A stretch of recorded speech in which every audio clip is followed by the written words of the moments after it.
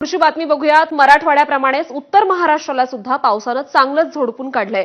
गेल्या अनेक दिवसांपासून सुरू असलेल्या मुसळधार पावसामुळे नाशिकमध्ये गंगापूर धरणातून पाण्याचा विसर्ग वाढवण्यात आलाय। परिणामी गोदावरी नदीनं रौद्ररूप धारण केलंय, ज्यामुळे नाशिकमध्ये गोदापात्रातील अनेक दुकानांमध्ये पुराचं पाणी शिरलंय।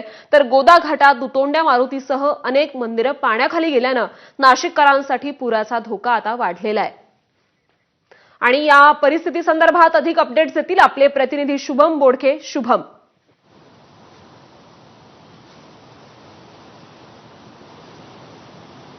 नक्कीच श्रुती, तुम्ही सांगितल्याप्रमाणे आपण जर पाहिलं तर सध्या गोदावरी नदी ही दुथडी भरून वाहते आणि संपूर्ण रामकुंड परिसरामध्ये जर पाहिलं तर मोठ्या प्रमाणात पूर परिस्थिती निर्माण झाली आहे। या रामकुंड परिसरातील जनजीवन देखील विस्कळीत झाल्याचं आपल्याला पाहायला मिळतंय।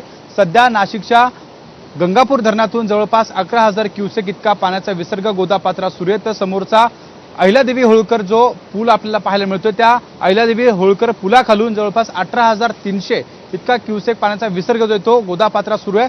त्यामुळे संपूर्ण गोदापात्र हे दुथडी भरून वाहत आहे। सकाळपासून सध्या जो पावसाचा जोर होता तो वाढता होता आणि त्यामुळे कुठेतरी नाशिकच्या गंगापूर धरणातला पाणीसाठा देखील वाढत होता आणि त्यामुळे गंगापूर धरणातला पाण्याचा विसर्ग टप्प्याटप्प्याने वाढवण्यात आलेला होता। आपण जर पाहिलं तर सध्या हे समोर दुतोंड्या मारुती आपल्याला पाहायला मिळतोय। दुतोंड्या मारुती पूर्णतः पाण्याखाली गेल्याचं आपल्याला पाहायला मिळत आहे।